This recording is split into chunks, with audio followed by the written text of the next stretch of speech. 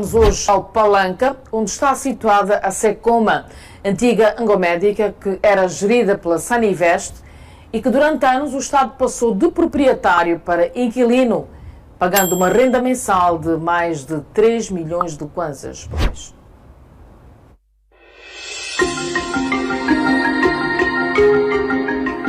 Aqui neste espaço, no bairro do Palanca, em Luanda, funciona a central de aprovisionamento de medicamentos e meios médicos, a Secoma. Ligada ao Ministério da Saúde, a central tem vital importância para o setor e ganha maior relevância nos dias atuais, em que o mundo enfrenta uma séria pandemia. É neste armazém de 5.600 metros quadrados, onde são acondicionadas caixas e mais caixas de medicamentos e também alguns equipamentos médicos. O espaço é da Angomédica, alvo de disputa entre o governo angolano e a Saninvest. É sobre este assunto que vamos falar na nossa reportagem de hoje.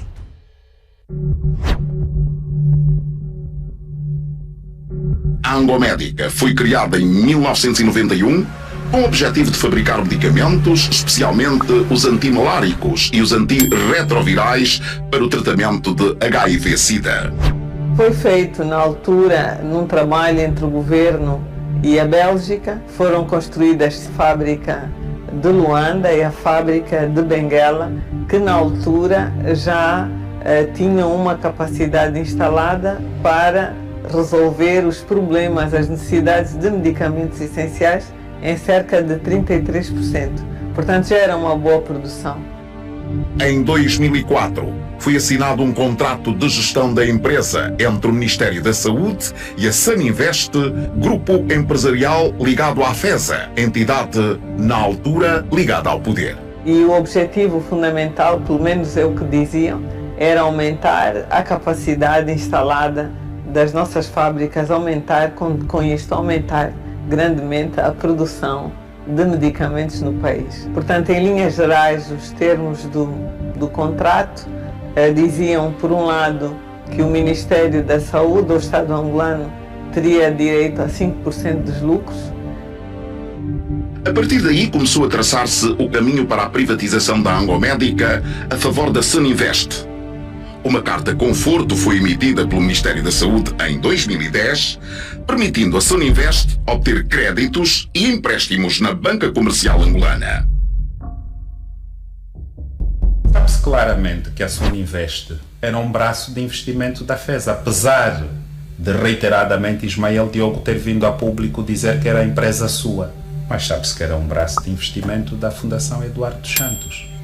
Mais uma vez está tudo interligado, por isso é como não eram empresas criadas para serem autossuficientes e lucrativas, mesmo sendo alavancadas pelo Estado e depois tendo capacidade para se desenvolverem por si próprias. Por isso é que nós temos hoje e vemos, são muito poucas empresas criadas por dirigentes que, tendo sido fechada a torneira do Estado, quer dizer, conseguiram sobreviver como empresas firmadas no mercado. Então, estamos a falar de fato da capacidade empreendedora de alguns dirigentes ou estamos a falar apenas de expedientes para sacar dinheiro ao Estado? Pela compra da Angomédica, a Saninvest deveria pagar 13 milhões de dólares norte-americanos. E a partir daí, para utilizar as instalações que agora pertenceriam à Saninvest, a Secoma teria de pagar uma renda mensal. Mas de acordo com a atual Ministra da Saúde, Silvia Lutucuta, todo este processo foi pouco transparente. Iniciou um processo muito pouco claro de privatização da Angomédica, mesmo por parte da Saninvest. Tiveram a oportunidade até de ver que houve assim a correr uma publicação em Diário da República, e quando há publicação em Diário da República é porque todos os procedimentos legais já foram cumpridos e que, de facto, a Saninvest já era o dono da Angomédica. Não, tem regras claras de contratação pública que é preciso seguir. E se não se seguiu essas regras de contratação pública, então foi feito de forma ilegal. Aliás, todas as regras de contratação pública também procuram garantir que o processo corra com lisura. Quando nós não cumprimos essas regras, é óbvio que é como fazer algo por baixo da mesa, que ninguém vê e por isso ninguém controla. Nós temos todo um histórico de grandes desembolsos que foram feitos ao longo dos anos, superiores a 80 milhões de dólares, e que numa primeira fase não ficou muito claro, mas acabava por ser um arrendamento, até que formalmente foi feito um contrato de arrendamento no início de 2017, em que, para além das instalações serem nossas, nós passamos a inquilinos.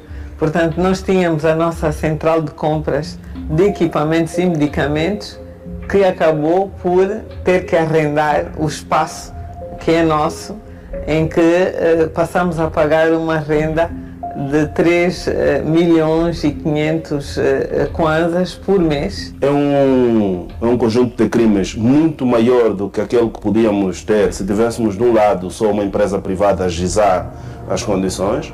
Nós temos aqui não só a associação de malfeitores, não temos só peculato, corrupção ativa, branqueamento de capitais, mas nós temos aquilo que eu disse anteriormente, que como são funcionários públicos, tem até aquilo que eu tenho dito, que é traição à própria parte. Isso tem que despoletar outros mecanismos jurídicos de caráter administrativo, que importa até a despromoção ou a retirada de alguns direitos de caráter social que o Estado atribui aos funcionários do Estado envolvidos nisso. Se tem direito a alguma reforma, alguma pensão de reforma, essa pensão de reforma devia reverter para o Estado, porque os prejuízos daí resultantes são enormes.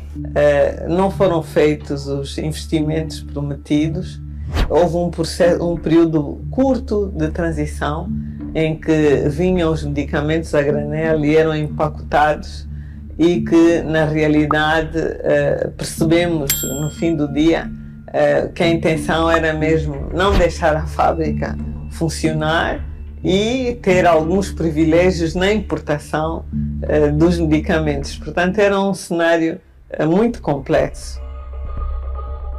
A 21 de maio de 2019, um novo decreto conjunto assinado pelos Ministérios das Finanças e da Saúde revogava o decreto anterior, considerando sem efeito a privatização.